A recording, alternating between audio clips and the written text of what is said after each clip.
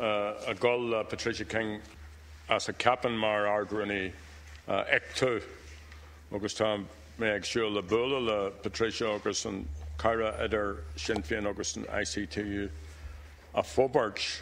I also want to wish Patricia King well on her recent appointment as ectu ardruni, and you know the Taoiseach outlining the way that he's going to engage with the social partners also has given us notice that the Minister of Public Expenditure and Reform is currently working on a follow-up agreement to the Haddington Road Agreement, which is due to expire next year. It would be useful to get some indication about the likely direction this new agreement will take, and in your contact with the social partners and others, have you discussed this out? And I know the farming community, particularly the small farmers and hill farmers, are particularly concerned, and my own constituency of Louth are particularly concerned about the future, given the age profile. Many of our farmers are quite elderly, are becoming elderly, and there aren't enough incentives and encouragements and tutorials and so on and so forth to bring young farmers into the agricultural industry. And also that industry has been very, very badly affected by the forced emigration which has taken place. And we'll also, if we hark back to the Haddington Road Agreement, it was opposed by many workers, and there were varying degrees of industrial action across the state. In fact, in 2013, Sinn Féin criticised the way the financial emergency measures in the public interest were rushed through the Dáil here by Minister Howlin, and we said that union members should have been given more time to decide on the Haddington Road Agreement. So could the Taoiseach, if you agree that there was confusion and there was upset, set out some propositions that would prevent that and spur that muddle that surrounded the conclusion to those negotiations?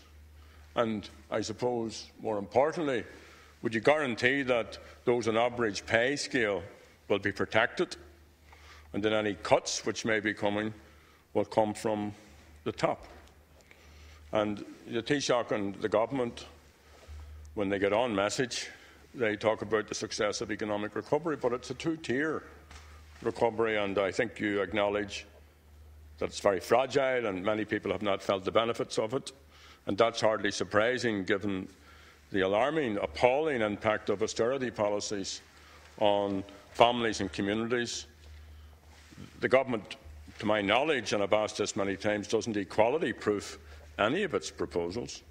And poverty levels, especially for children, are at a shamefully high level. And then stealth taxes from water tax, family home tax, and the ongoing crisis, over 500 people on trolleys this morning, on hospital corridors, and difficulties in education. And the Taoiseach actually ignores, Ceann Comhairle, the fact that 500,000 citizens have been forced to emigrate.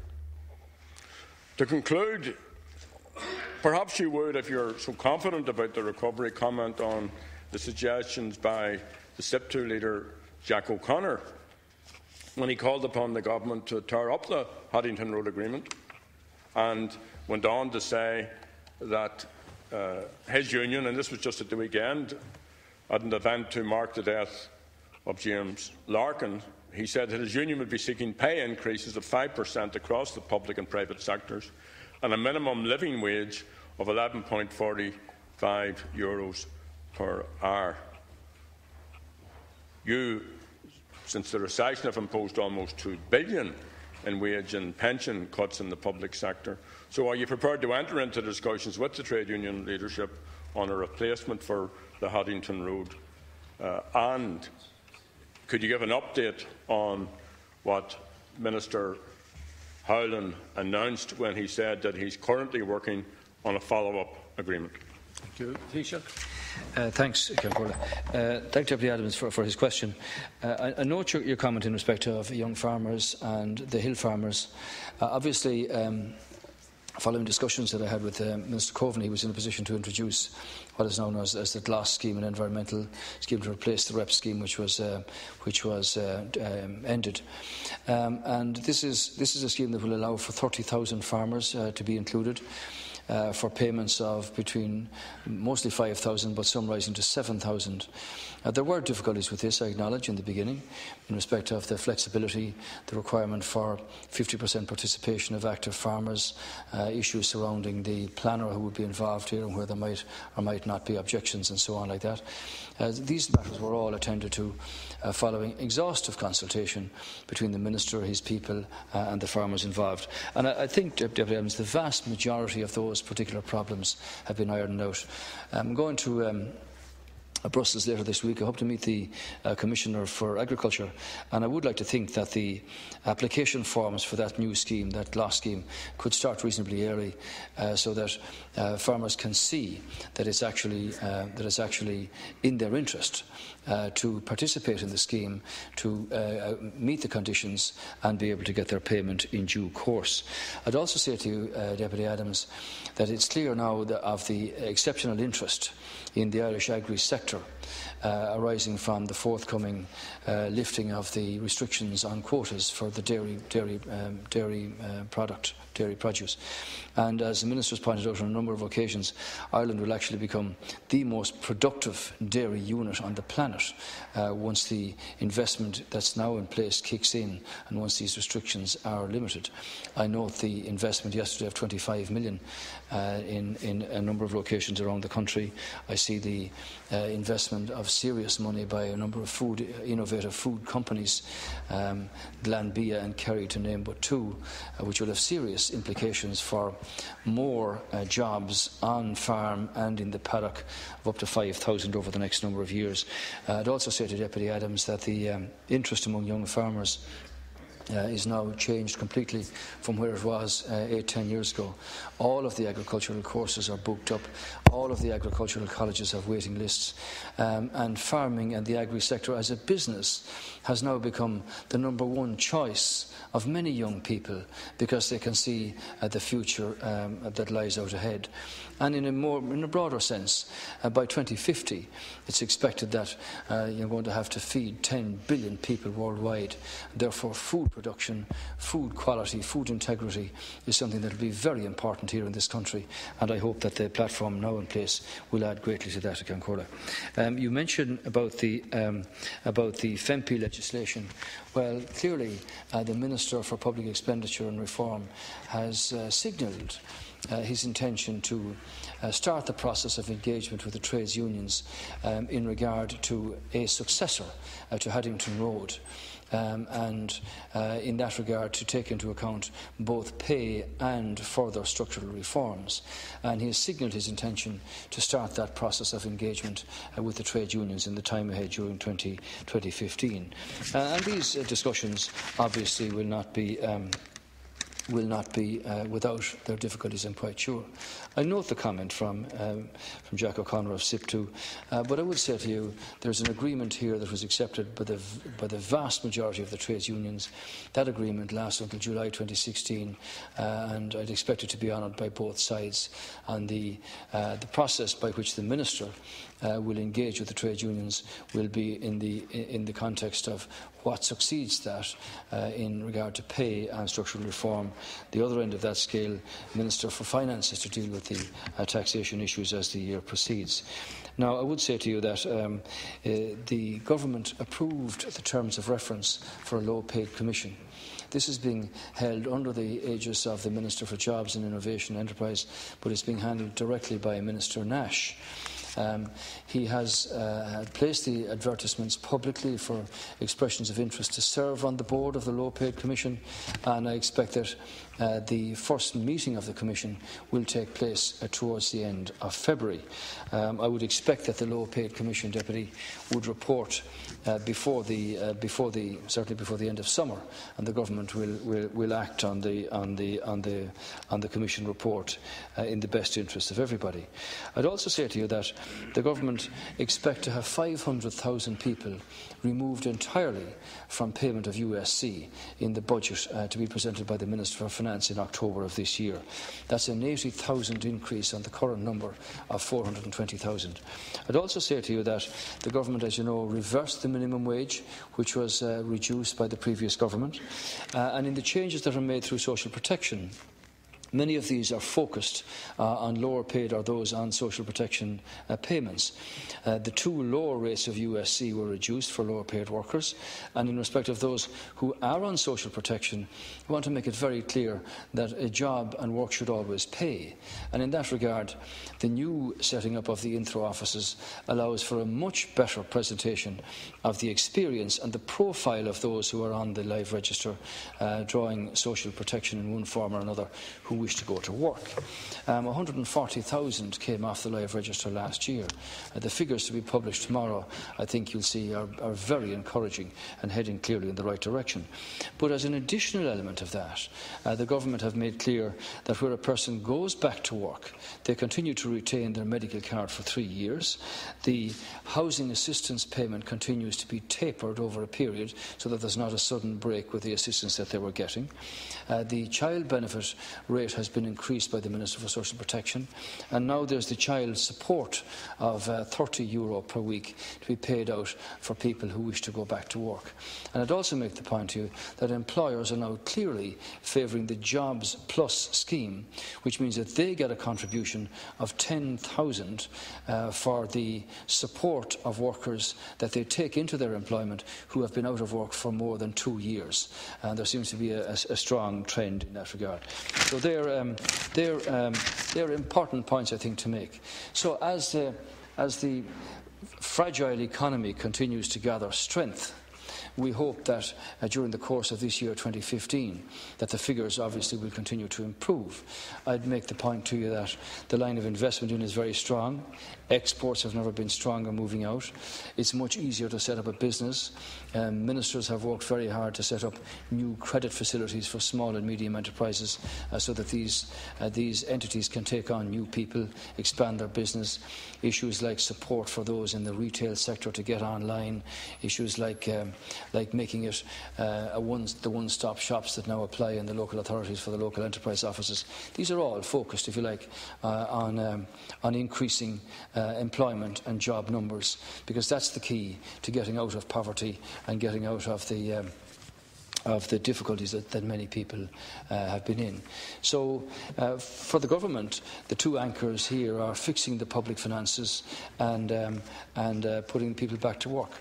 The Minister of Finance will leave shortly to comment on the first ever sale of 30-year bonds by Ireland, and he'll give the details of what that actually means and what it can mean in the time ahead. So the engagement of the Minister for Public Expenditure will be with the trades unions, but it's in the context of the successor to Haddington Road, both in pay and structural reform, so that we can continue the good direction the country is now heading in, given that we understand that it is still fragile and we still have quite a distance to travel. Sometimes I think, Taoiseach, that you and I live in different worlds. We live in different Irelands, and I know that couldn't be the case because this is such a small place. But I listen to what you're saying there, and of course, yes, there are some people who are doing well, and yes, there may be some improvement. But when a third of our children are living in consistent poverty, that's a fact. It's not made up. When the ESRI tells us, no later than budget 2015, that the top earners would benefit most, while those in the lowest incomes and the lowest income households would have the least gain. That's the reality, Taoiseach. And you're bound to know that pay cuts and pension levies have been imposed on almost 300,000 public sector workers. There are, and you didn't even ignore what I was saying, you just prattle on. 500,000 taxpayers in 8 years have left this state, which I presume has a population of about 2.5 million taxpayers. We lost 500,000. We lost that number mostly of our young people. And the Low Pay Commission, in the last year, you established a Low Pay Commission. What for? What on earth for? You know, a study hasn't even been set up yet. To do what? To tell us that it's not good and it's not nice and it's not pretty to live on low pay? Should we know that? Sinn Féin are sponsoring a living wage policy conference on Saturday. Maybe you should come, Taoiseach. I'll send you the details if you wish. A living wage, not a minimum wage, a living wage, what it needs to look after children and spouses and elderly relatives the way that you would look after yours and I would look after mine. So, of course, there is good news. It's good that the restrictions on dairy produce have been lifted, and that is positive. But not all farmers are big farmers. Not all farmers are big ranchers. And at a time when there is that world food shortage that you spoke of, and there's also, on the other side of it, people who have the money and who have a gra for good food, for green food, for the type of food that we have the ability to produce here, the agricultural industry could thrive in the time ahead. But the IFA were lobbying just over a week ago around glass, because they have concerns about how that's been worked out and how they have to jump through so many regulations and so many hoops to get what should be their entitlement. So I do think that the government's out of touch, and I do think the government needs to listen to the social partners, listen to what they're saying. These people could well be the experts, the farming community, trade union movement, the voluntary sector, the community sector. These could be the experts on how to get what your government has not yet got, which is equality, an anti-poverty strategy, and a move away from the disastrous social consequences which we have warned off consistently that are bound to happen when you have the type of cuts that your government have brought in. Yeah, I would say to you, Deputy Adams, I certainly wouldn't object here to a debate in the House about the question of poverty, and in particular in relation to child poverty. There are various elements that are drawn in from the statistical world to produce these figures, and I'd welcome at an appropriate time, perhaps towards the end of the period before government make its statement in respect of the spring economic state of the time ahead. Might be an appropriate time to deal with that. Actually, we don't live in different worlds at all, Deputy Adams. I just outlined for you all of the issues that are available and that are put in place by the government for people who are who are in receipt of social protection measures.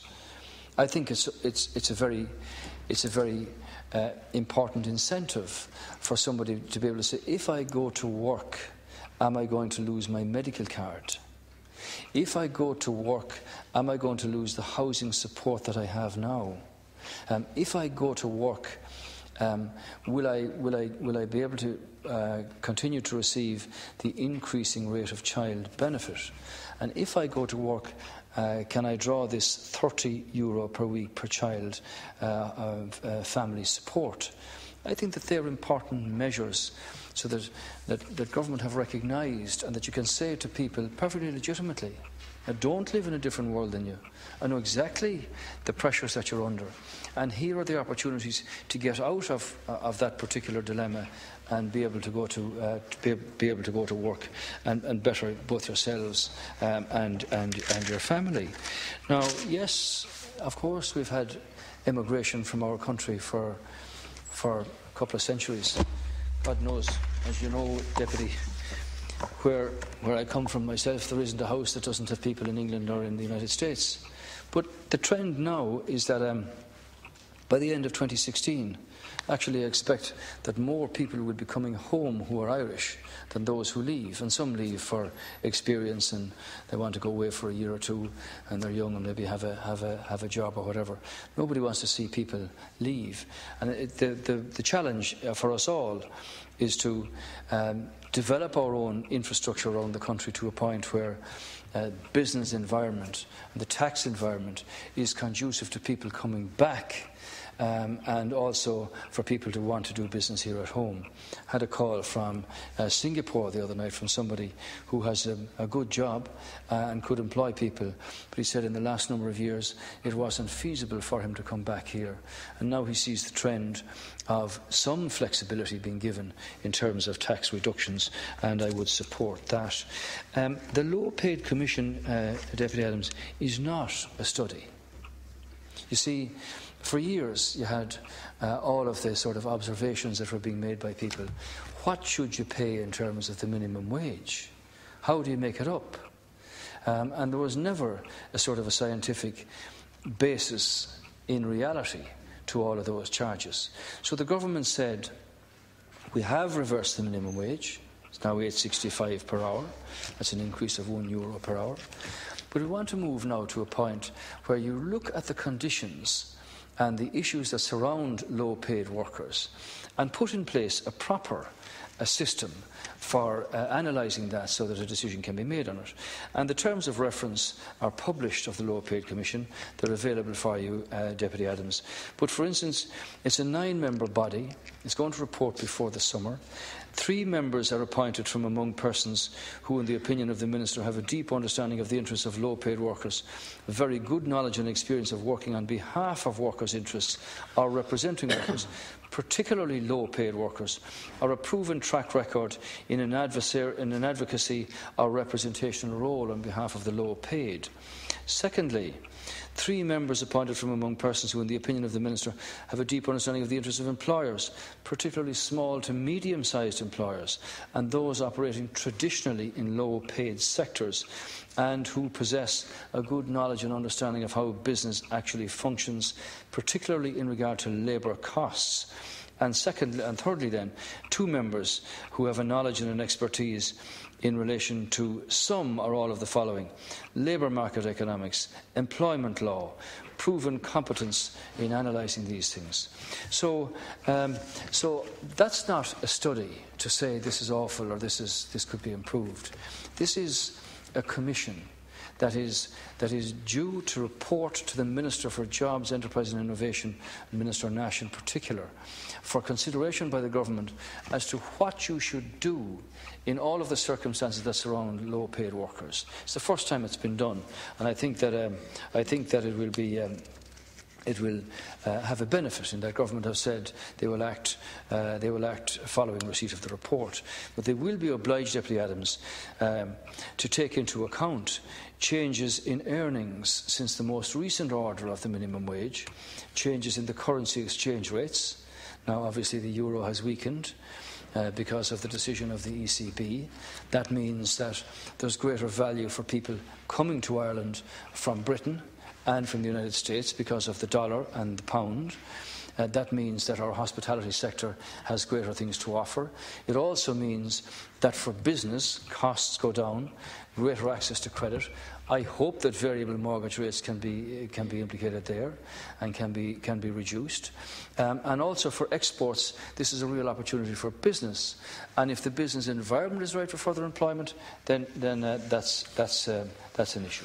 So the question of employment, unemployment, changes in income distribution, all of these things are for the Low Paid Commission to consider as per the terms of reference and report back to government, and government will act on that. And I do hope that will in some way reflect a genuine consideration for those who are caught in that trap. So let me repeat again, I have no difficulty in having a genuine discussion here on child poverty and let people give their views on it. I do hope that with the strengthening economy that we have from a very fragile base, that more young Irish people who have gone abroad in the last number of years will come back with added experience and add that to the the progress that the country is undoubtedly making. Thank you. The next deputy in this group is Deputy Lucinda Craig. And